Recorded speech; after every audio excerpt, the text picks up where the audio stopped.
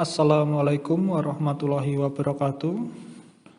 Alhamdulillah kita dapat berjumpa lagi dalam mata kuliah hukum perdata dengan pengampu saya, di mana kita masih melanjutkan materi tentang hak tanggungan.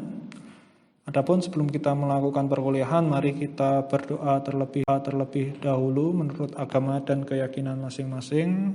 Berdoa dipersilahkan. Selesai. Baik teman-teman, kali ini kita masih melanjutkan materi yang sebelumnya. Jadi dengan saya itu memang membahas ya setidaknya secara utuh lah mengenai hak tanggungan, di mana pada kesempatan kali ini ada beberapa hal yang akan kita bahas sebagai berikut. Adapun materi pada kesempatan kali ini yaitu mengenai pemberian hak tanggungan dan juga pendaftaran hak tanggungan. Jadi ada mekanisme tertentu yang harus teman-teman pahami dan ketahui terkait dengan bagaimana cara mendapatkan hak tanggungan itu, lalu bagaimana mekanisme pendaftarannya, dan sebagainya sampai keluar sertifikat hak tanggungan. Seperti itu. Baik, mengenai pemberian hak tanggungan, jadi harus kita pahami kembali bahwa tanah sebagai objek hak tanggungan dapat meliputi benda-benda lain yang merupakan satu kesatuan dengan tanah itu. Hal itu dimungkinkan karena sifatnya secara fisik menjadi satu kesatuan dengan tanahnya, baik yang sudah ada maupun yang akan ada, yang berupa bangunan permanen, tanaman keras, dan hasil karya, dengan ketentuan bahwa benda-benda tersebut memiliki pemegang hak maupun pemilik hak lain bila benda-benda itu benda-benda pihak lain yang bersangkutan atau pemilik harus ikut menandatangani APHT, Akta Hak Tanggungan. Selanjutnya, jadi pembebanan hak tanggungan wajib memenuhi syarat yang ditetapkan oleh Undang-Undang Hak Tanggungan, di mana syaratnya adalah sebagai berikut. Yang pertama, pemberian hak tanggungan didahului dengan janji untuk memberikan hak tanggungan sebagai jaminan pelunasan utang tertentu yang dituangkan di dalam dan merupakan bagian yang tidak terpisahkan dari perjanjian kredit yang bersangkutan atau perjanjian lainnya yang menimbulkan utang tersebut. Pemberian hak yang kedua, pemberian hak tanggungan wajib memenuhi syarat spesialitas. Apa itu spesialitas? Yaitu yang meliputi nama dan identitas pemegang dan pemberi hak tanggungan, domisili para pihak, pemegang dan pemberi hak tanggungan, penunjuk secara jelas utang atau utang-utang yang dijaminkan pelunasannya dengan hak tanggungan, nilai tanggungan dan uraian yang jelas mengenai objek hak tanggungan. Berikutnya, pemberian hak tanggungan wajib memenuhi persyaratan publisitas melalui pendaftaran hak tanggungan pada kantor pertanahan setempat di tingkat kabupaten maupun kota madya, seperti itu.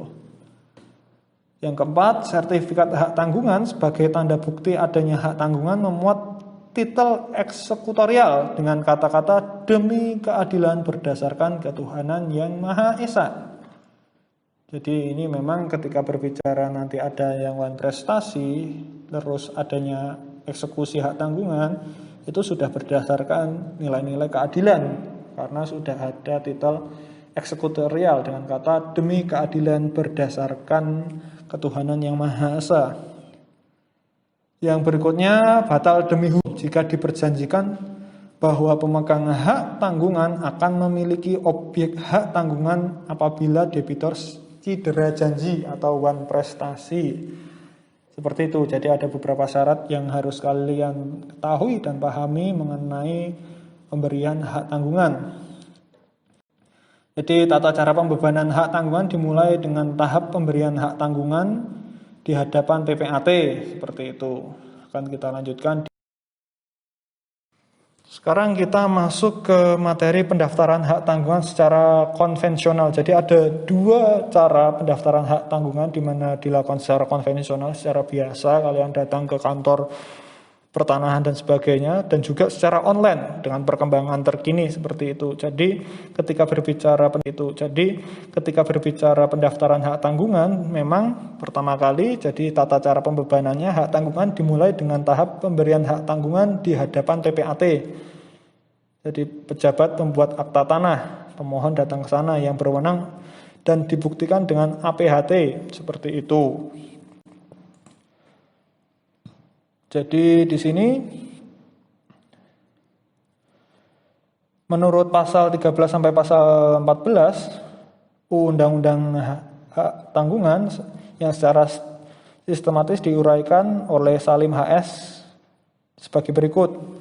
Pendaftaran dilakukan di kantor pertanahan, jadi yang bulat ini utamanya pemohon itu datang dengan telah membuat APHT. Di mana yang kedua, pejabat pembuat akta tanah atau PPAT dalam waktu 7 hari setelah ditandatanganinya pemberian hak tanggungan wajib mengirimkan akta pemberian hak tanggungan dan warkah lainnya kepada kantor pertanahan beserta membawa berkas berupa, bisa kalian catat mungkin atau kalian bisa searching, itu ada surat pengantar dari PPAT yang dibuat rangkap 2 dan memuat daftar jenis surat-surat yang disampaikan. Kedua, surat permohonan pendaftaran hak tanggungan dari penerima hak tanggungan. Ketiga, fotokopi surat identitas pemberi dan pemegang hak tanggungan. D, sertifikat asli hak atas tanah atau hak milik atas satuan rumah susun yang menjadi objek hak tanggungan. E, lembar kedua akta pemberian hak tanggungan. F, salinan akta pemberian hak tanggungan yang sudah diparaf oleh PPAT yang bersangkutan untuk disahkan sebagai salinan oleh Kepala Kantor Pertanahan untuk membuat sertifikat hak tanggungan dan bukti pelunasan biaya pendaftaran hak tanggungan. Setelah itu semua terkumpul, terangkum, itu berikutnya adalah kantor pertanahan membuatkan buku tanah hak tanggungan dan mencatatnya dalam buku tanah hak atas tanah yang menjadi objek hak tanggungan serta menyalin catatan tersebut pada sertifikat hak atas tanah yang bersangkutan. Tanggal buku tanah hak tanggungan adalah tanggal hari ke-7 setelah penerimaan secara lengkap surat-surat yang diperlukan untuk pendaftaran. Jika hari ke-7 itu jatuh pada hari libur, buku tanah yang bersangkutan diberi tanggal hari kerja berikutnya, seperti itu. Hak tanggungan lahir pada hari tanggal buku tanah hak tanggungan dibuatkan. Yang kemudian, terakhir, kantor pertanahan menerbitkan sertifikat hak tanggungan yang memuat irah-irah demi keadilan berdasarkan ketuhanan yang Maha Esa. Sehingga sertifikat tersebut memiliki kekuatan eksekutorial yang sama dengan putusan pengadilan dan kemudian diserahkan kepada pemegang hak tanggungan. Ini sesuai dengan asas hak tanggungan yang saya sampaikan sebelumnya. Eksekusi mudah karena memang ketentuan sertifikatnya itu sudah sifatnya bisa eksekutorial seperti itu. Itu mengenai pendaftaran. Berikutnya, pendaftaran hak tanggungan berbasis elektronik. Jadi sistem hak tanggungan elektronik itu sejak dikeluarkan Peraturan Menteri Agraria dan Tata Ruang nomor 9 tahun 2019 tentang pelayanan hak tanggungan terintegrasi secara 9 tahun 2019 tentang pelayanan hak tanggungan terintegrasi secara elektronik, dikenal istilah sistem hak tanggungan elektronik atau sistem HTL, EL gitu ya.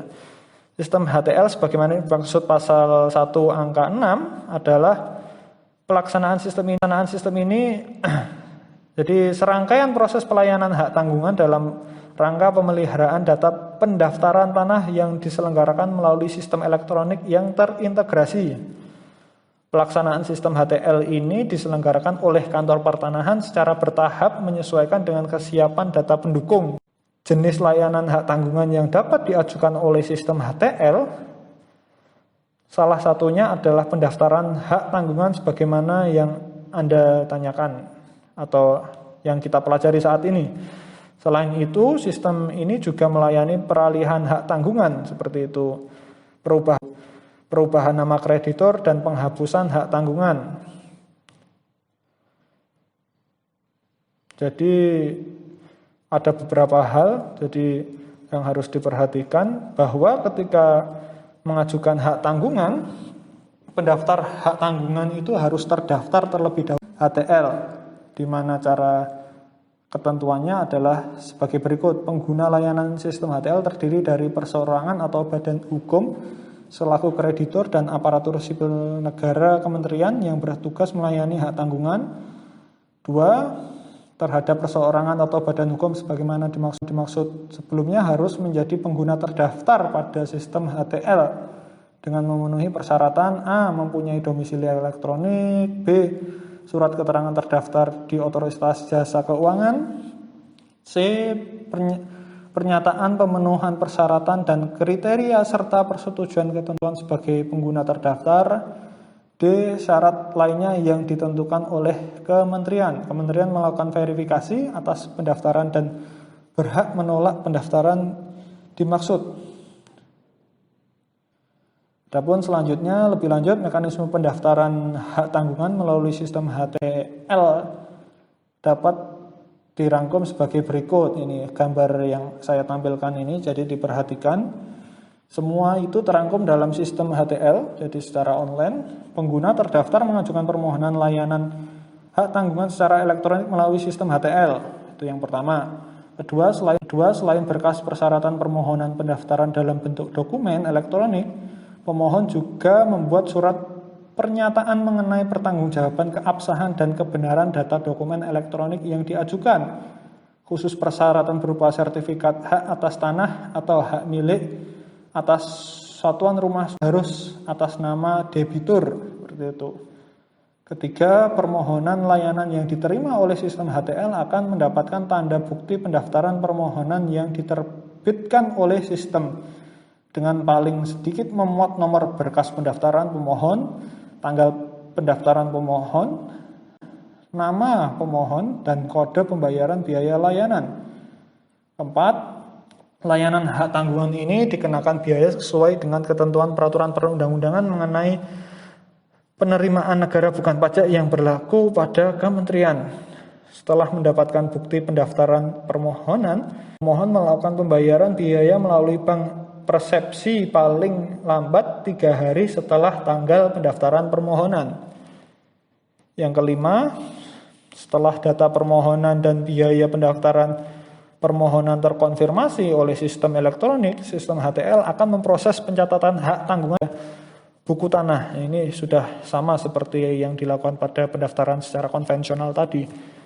Pencatatan pada buku tanah dilakukan oleh Kepala Kantor Pertanahan, sementara kreditur dapat melakukan pencatatan hak tanggungan pada sertifikat hak atas tanah atau hak milik satuan rumah susun dengan mencetak catatan yang diterbitkan oleh sistem HTL dan melekatkannya pada sertifikat tanah atau hak milik satuan rumah susun. Yang berikutnya, setelah seluruh tahapan selesai, jadi yang tadi itu selesai, hasil layanan hak tanggungan yang dikeluarkan berupa sertifikat hak tanggungan dan catatan hak tanggungan pada buku tanah dan sertifikat hak atas tanah atau hak milik atas satuan rumah susun, milik atas satuan rumah susun. Dokumen ini diterbitkan pada hari ke-7 setelah pengajuan permohonan terkonfirmasi dalam rangka menjaga keutuhan dan keautentikan dokumen elektronik. Sertifikat hak tanggungan yang diterbitkan oleh sistem HTL diberikan tanda tangan elektronik sebelum hasil layanan hak tanggungan diterbitkan Kepala Kantor Pertanahan atau pejabat yang ditunjuk harus konsep sertifikat elektronik, sertifikat HTL ya, dan dokumen kelengkapan permohonan. Kepala Kantor Pertahanan atau pejabat yang ditunjuk bertanggung jawab secara administratif atas hasil layanan hak tanggungan. Dalam hal Kepala Kantor Pertanahan atau pejabat yang ditunjuk tidak melakukan pemeriksaan kepala kantor pertanahan atau pejabat yang ditunjuk dianggap memberikan persetujuan, seperti itu. Yang terakhir, sementara kebenaran material dokumen yang menjadi dasar hasil layanan sistem HTL bukan merupakan tanggung jawab kantor pertanahan. Itu sesuai dengan pasal 20 ayat 2 Permen Agraria nomor 9 tahun 2019. Itu teman-teman mengenai pendaftaran hak atas tanah yang terdiri dari dua, secara konvensional maupun secara mana saya sampaikan terakhir ini. Itu saja dari saya, kurang lebihnya saya mohon maaf. Wabillahi taufiq.